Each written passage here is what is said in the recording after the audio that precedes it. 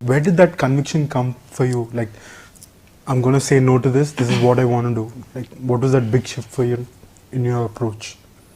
I guess there were a lot of movies where I realized I realized that I'm not happy on an everyday basis. The process is not making me feel happy.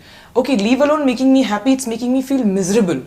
And I don't want to be unhappy every single day of my life just because the banner is big or the hero is big or the director is big or just because being a part of this film keeps me busy for a while or it gives me money. I don't want to feel miserable, you know, and since I have digressed to so many different languages from Kannada, Malayalam, Telugu, Hindi, Bengali, I have so many choices that I think the more number of choices, the more experience, the number of years gave me a little more power and the conviction to say yes and no to a lot of films. Right. So I guess that was the thing. Now, talking about Dictator, your song did a lot of good for you, you know.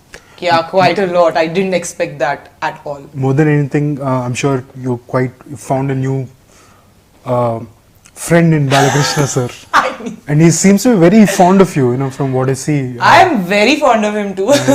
See, the thing is that, firstly about the song, I'll say that, like I said, I was again skeptical. Should I do, should I not do? So for 2 months I was still thinking, and then budgets were still not discussed, and I was surprised that 1 month before the shooting of this song, how come there's every journalist possible, every editor calling me and asking me, are you doing this song? I was like, is it such a big deal or what? Right. Like I said, I don't know how big a deal it is to do a song in such a big star's film. Right. And then another fear of being typecast as an item girl, which I never want to happen to me. So that was there. So then that, and then when so many people called me, and I was like, okay, I think it's really a big deal, so I should do it.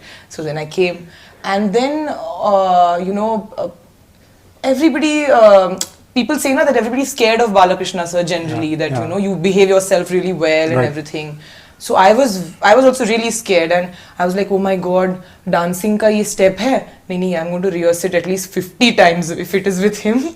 I'm not going to do any retake. No. And then I have to be on time, like like the cameraman, he and Prem Rakshit Master, all of them were scaring me from the first day. Because first day Bala sir didn't come, the second day he came. So they were like, his Muhurat time is there from 6 to 7:30. You better come. If you're 5 minutes late also, na, then to you're gone. Yeah. I was like, okay, no, I'll come at 5:45 only. Promise. I went at 5:45. I used to never be late for anything. I'm generally also not late on my this thing. Even when shots are taken, I sit there and I stand in the shot before everybody comes, you know, so that is my habit. Okay. And suppose, like, it was very cold when we were shooting that song, I think around 13-14 degrees, and it was full night shoot. Right. So it used to be cold, and I had that skimpy costume and everything.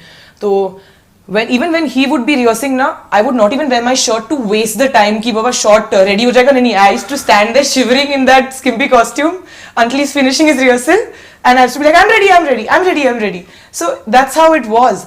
So he really saw that okay, this girl is like really hardworking and professional, and he was really nice here. I mean, even if the assistant of the choreographer used to say that they keep an eye on the actress always, whether she's doing the step correctly or not. Even if chota mistake, they'll be like, madam, do it correctly, you're not doing correctly, it's your mistake only, your mistake only. I'm like, okay. So he used to scold them, stop troubling her, she's doing it nicely. He used to be really encouraging.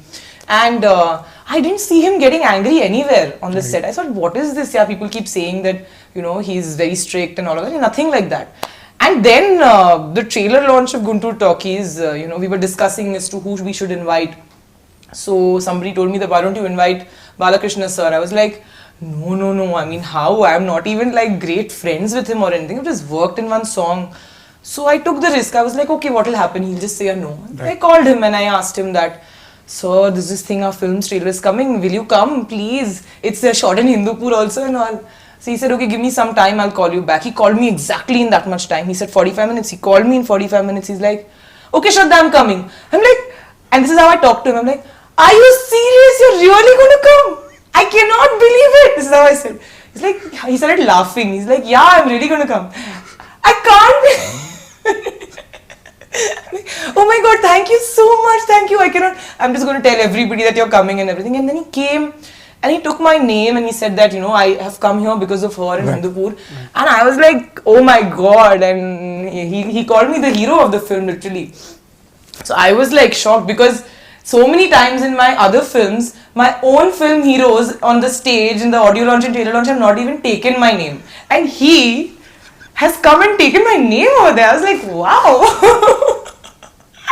I have so much respect for him. It's unimaginable. Like, it's more of an emotional kind of respect I have for him. Yeah, so Now coming back. he's my favorite cutie balaya.